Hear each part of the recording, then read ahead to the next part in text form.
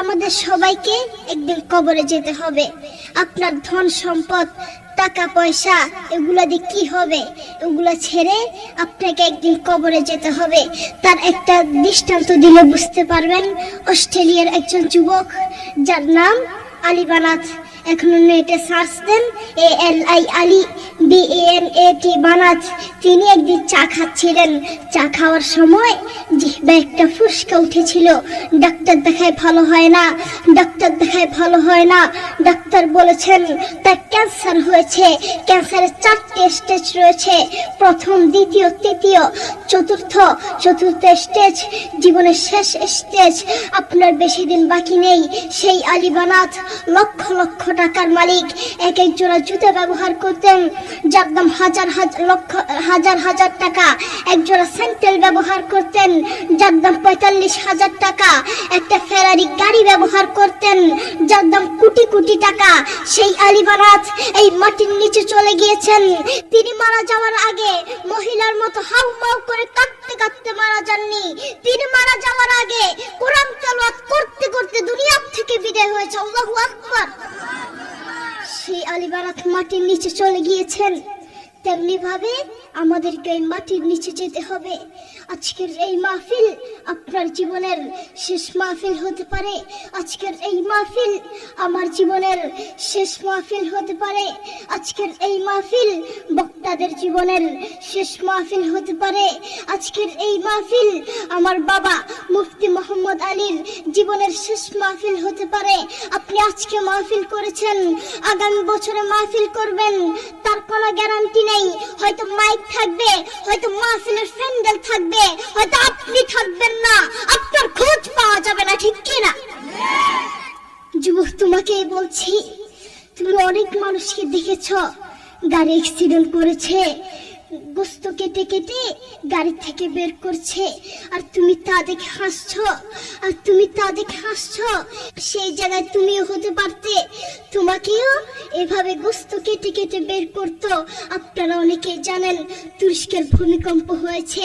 মাত্র 40 সেকেন্ডের একটি ভূমিকম্প, মাত্র 40 সেকেন্ডের একটি ভূমিকম্পে হাজার হাজার মানুষকে মেরে ফেলেছে। একটি 40 সেকেন্ডের একটি ভূমিকম্পে হাজার হাজার মানুষ মারা গিয়েছে। সেই জায়গায় যদি তুমি হতে তখন কি করতে? যুবক, তুমি বড়ই গুনাহগার, তুমি আল্লাহর কোরআনকে লাথি মেরে, আল্লাহর কোরআনকে অসম্মানী করে কবরে যাবে, শান্তি পাবে না। তুমি জানো কোরআন কি জিনিস? এই সারা দুনিয়ার মধ্যে যদি শান্তি পেতে চাও, কোরআন ছাড়া কোনো বিকল্প রাস্তা নেই, ঠিক কি না? যুবক, তুমি সারাদিন মোবাইল, ইউটিউব, ফেসবুক, দুনিয়ার সব দেখতে পারো, কিন্তু আল্লাহর কোরআনটা দেখতে পারো না। আমি যদি তোমাকে প্রশ্ন করি, আজ সারাদিন কয়বার ইউটিউব দেখেছ? তুমি বলবে কয়েক হাজার বার। আমি যদি তোমাকে প্রশ্ন করি, আজ সারাদিন কয়বার ফেসবুক দেখেছ? তুমি বলবে কয়েকশো বার। কারো কারো জীবনে আছে মাস গিয়েছে, মাসের পর মাস গিয়েছে, কিন্তু আল্লাহর কোরআনটা একবার ধরার তার সুযোগ হয় না। কারো কারো জীবনে আছে বছরের পর বছর গিয়েছে, কিন্তু আল্লাহর কোরআনটা দেখার তার সুযোগ হয় না। তার মতো নাফরমান এই বাংলার জমিনে আরেকটাও হতে পারে না, ঠিক কি না? যুবক, তুমি বড়ই গুনাহগার। ও বন্ধু, এই সারা দুনিয়াটাই স্বার্থ, এই সারা দুনিয়াটাই ধোঁকা। যেই আল্লাহ তাকে এত আদর যত্ন করে বাঁচিয়ে রেখেছেন, যেই আল্লাহ তাকে দুটো চোখ দিয়েছেন, কত মানুষকে এই দুটো চোখ দেয় নাই। সেই আল্লাহর দেয়া চোখ দিয়ে আল্লাহর কোরআনটা দেখতে পারে না। তুমি জানো কোরআন কি জিনিস? একবার মোবাইলটা নিয়ে কানের সামনে ধরে দেখো না, ধরে দেখো কত মধুর সুর। তার একটা দৃষ্টান্ত দিলে হয়তো আপনারা বুঝতে পারবেন। আমেরিকার কয়েকজন মুসলমান যুবক এক খ্রিস্টানকে গিয়ে বলছে, গিভ মি 2 minutes স্যার, আমাকে 2 মিনিট সময় দেন। খ্রিস্টান বলছে, no time, I am busy, আমার সময় নেই, আমি ব্যস্ত। যুবক বলছে, গিভ মি 1 minute স্যার, আমাকে 1 মিনিট সময় দেন স্যার। খ্রিস্টান বলছে, আচ্ছা ঠিক আছে। যুবক তার কানে হেডফোন লাগিয়ে কাবা শরীফের ইমামের তেলাওয়াত লাগিয়ে দিয়েছেন। যে খ্রিস্টান বলেছেন 1 মিনিটের বেশি সময় নেই, যে খ্রিস্টান 1 মিনিটের সময় নিয়ে কানে হেডফোন লাগিয়ে রাস্তার উপর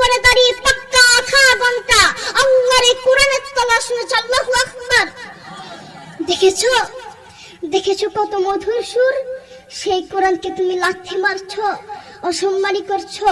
আল্লাহ তাআলা কোরআনে বলেন, ওয়ামাল হায়াতুদ দুনিয়া ইল্লা মাতাউল গুরুর। এই সারা দুনিয়াটাই স্বার্থ, এই সারা দুনিয়াটাই ধোঁকা, সারা পৃথিবীটাই ধোঁকা। বউ বলেন, সন্তান বলেন, যতদিন ক্যারিয়ার আছে ততদিন বউয়ের ভালোবাসা, যতদিন ক্যারিয়ার আছে ততদিন সন্তানের ভালোবাসা, যতদিন ক্যারিয়ার আছে ততদিন শ্বশুর শাশুড়ির ভালোবাসা। আর ক্যারিয়ার ধ্বংস, কাছের বন্ধু শত্রু হয়ে যাবে, ঠিক কিনা? তাদের মধ্যে কোরআনের কোনো শিক্ষা নেই, তাদের মধ্যে আছে স্বার্থ আর স্বার্থ, তাদের মধ্যে শুধু স্বার্থ আর স্বার্থ।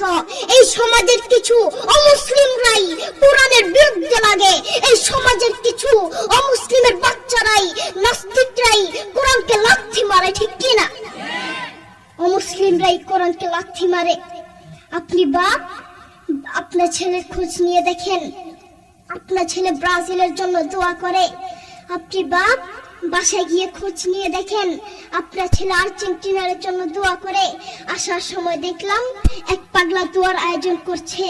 এক সাংবাদিক তাকে জিজ্ঞেস করলো, ভাই আপনি কার জন্য দোয়ার আয়োজন করছেন? লোকটি বলল, নেইমার অসুস্থ, তার জন্য দোয়ার আয়োজন করছি। তুমি নিজেকে মুসলিম মনে করো যুবক, তুমি নিজেকে মুসলিম দাবি করো, তুমি নিজেকে মুসলমান দাবি করো, অথচ তুমি ব্রাজিল আর্জেন্টিনার পিছনে দৌড়াও। যেই আল্লাহ তোমাকে চোখ দিয়েছেন সেই আল্লাহর জন্য কোরআনটা পড়তে পারো না। আপনি বাপ, আপনার ছেলেকে কোরআনের কথা বলেন না, ইসলামের কথা বলেন না, এই জন্য আপনার ছেলে ব্রাজিল আর্জেন্টিনার জন্য দোয়া করে। আপনি আপনার ছেলেকে বলেন, বাবা তাড়াতাড়ি ঘুমাও, সকালে অঙ্কের টিচার আসবে, বাবা তাড়াতাড়ি ঘুমাও, সকালে ইংরেজি টিচার আসবে, বাবা তাড়াতাড়ি ঘুমাও, সকালে স্কুলে যেতে হবে। আপনি নাফরমান মা আর বাপ অঙ্কর কথা বললেন, আপনি নাফরমান মা আর বাপ ইংরেজির কথা বললেন, আপনি নাফরমান মা আর বাপ একবার বলেন নাই, একটা বারও বলেন নাই বাবা তাড়াতাড়ি ঘুমাও, সকাল উঠে কোরআন পড়তে হবে। এই জন্যই বলি, এই সমাজের কিছু নাফরমান মা আর বাপের জন্য একটা ভালো সন্তান নষ্ট হয়, একটা ভালো সন্তান জালেম হয়, ঠিক কিনা? আপনি বাপ, আপনার ছেলেকে বলছেন, বাবা বলো তো দেখি সরেওতে অজগরটি আসছে তেরে।